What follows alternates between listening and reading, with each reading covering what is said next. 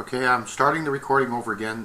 This is my good friend Ulf, who I've known for a couple of years in Pal Talk, and we're discussing various topics, but especially God. That's his favorite topic. And the recording that I had before was erased because somehow everything froze, so I have to start all over again.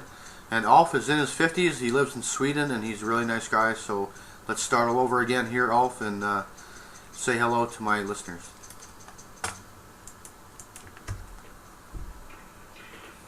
Thank you for that introduction, Daniel.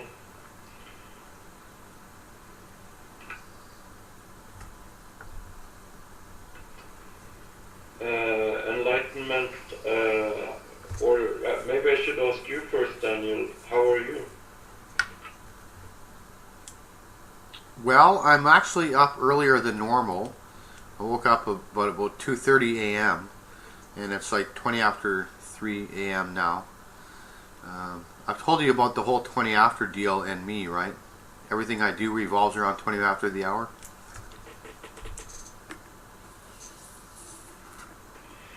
Sorry there, Daniel. I didn't hear the last thing you said. Yeah, everything I do since September of last year revolves around 20 after the hour, right? That means it begins a scenario, it ends a scenario. Something dramatic always happens at 20 after the hour. And notice Enlightenment left at 20 after the hour. See? See what I mean? I didn't tell him to leave. He left at precisely 20 after the hour. Aha, so you mean, is it 20 after 12 or 20 after any hour? Every hour. Not just 12. It's any hour, every hour of the day. So, but maybe he wasn't interested in talking about God. That could be the reason he left. Well, yeah, in his mind, he had a reason to leave. It wasn't because it was 20 after the hour. But see, unconsciously, though, everyone I'm meeting with, I'm talking about in person, online, everything is revolving around 20 after the hour. That completes or ends a scenario. Now, whatever scenario began 15 minutes prior or an hour prior ends at 20 after the hour. Now, this can include like sacrament at churches. Like I'm taking sacrament and I notice the time is 20 after the hour. The bus stop outside my apartment block, guess what time the bus arrives every hour? You guessed it, 20 after the hour, right outside my apartment block, right? Everything is somehow supernaturally arranged for Daniel to be 20 after the hour.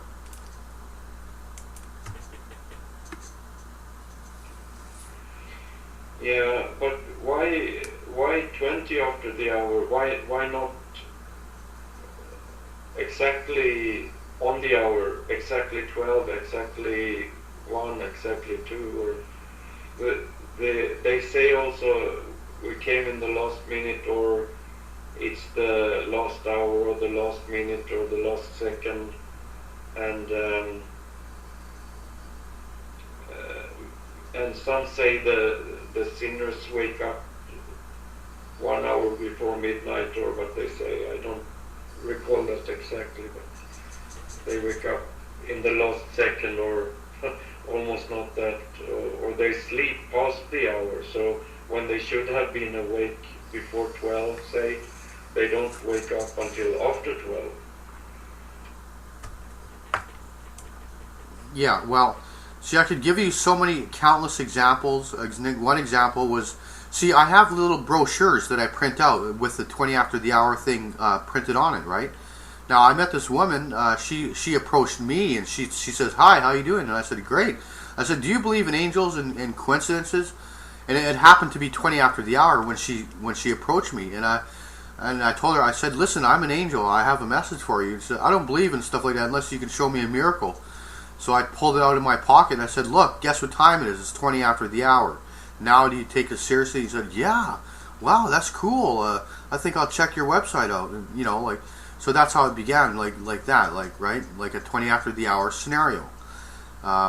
That's just one example. I could go on and on and on about all these different things that happen each and every day. But see, I don't remember them all. Like, I don't remember 98% of them, simply because there's so many of them.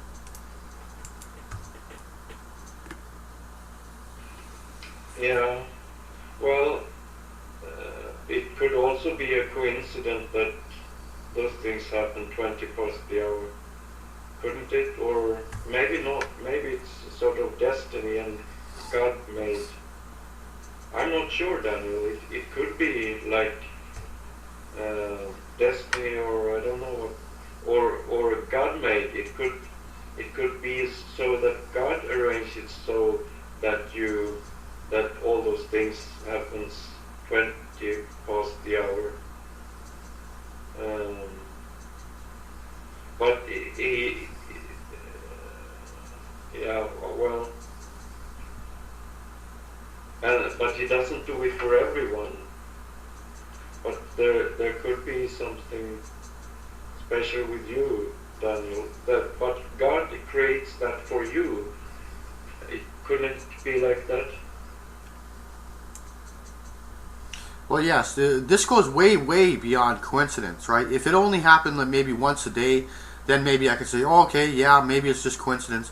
But it's not once a day. It's like 10 times a day, every day, for months and months and months. It's just over and over and over.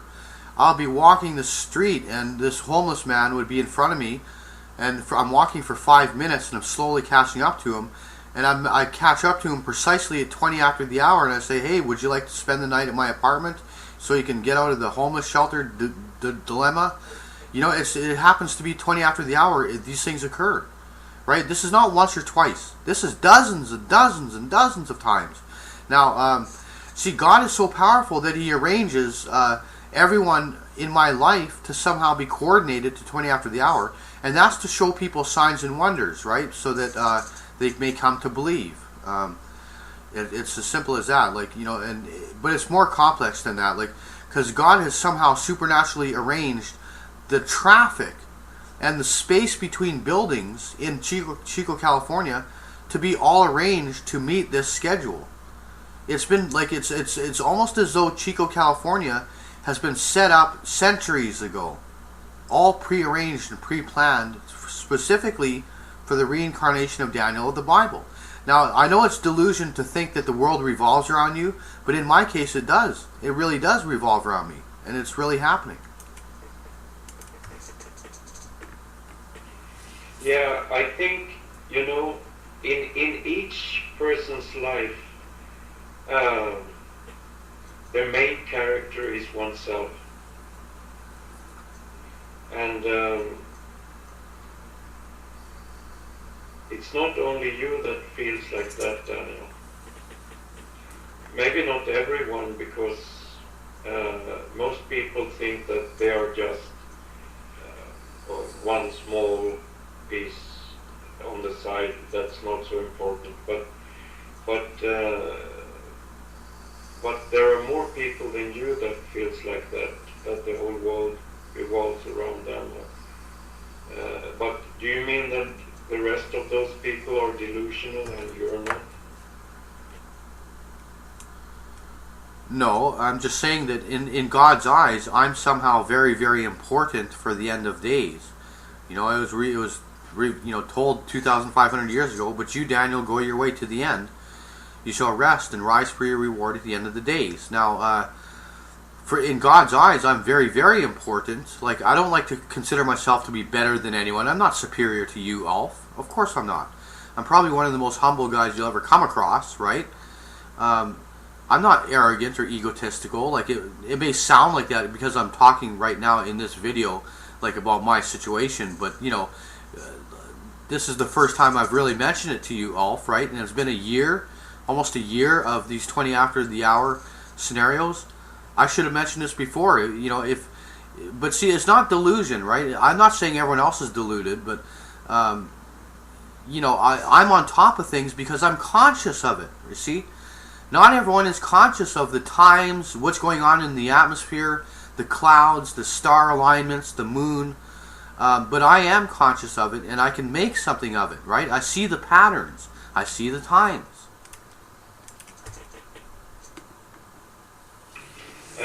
do you feel about me, Daniel? Will I eventually come to heaven, or will I go to hell after I die, or what will happen to me? Well, I can't claim to know for certain what's going to happen to you particularly, right? I think that I would have to be literally the Most High Creator to be able to determine something like that, and I can't make that claim. Okay? But generally, after a life on Earth and you die, you go to a re-education or healing process center, or you transition easily. If for most people, the transition is not that difficult. For some people, it is. It's a shock, and then they get visited by angels and dead relatives and everything, and they see the presence of God and they get healed. I don't think you have to worry about going to hell, right? If you do, it will be just sort of like a visitation, like an angel taking you there to show you what happens to certain people, right?